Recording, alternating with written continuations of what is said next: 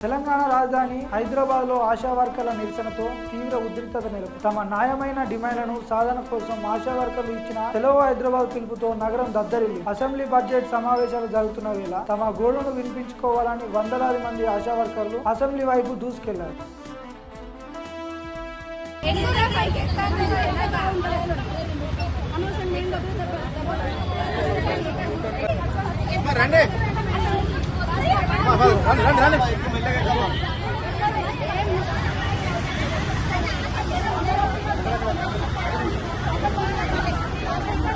ఎక్కడమ్మా ఎక్కడ ఎక్కమ్మా మెల్లగా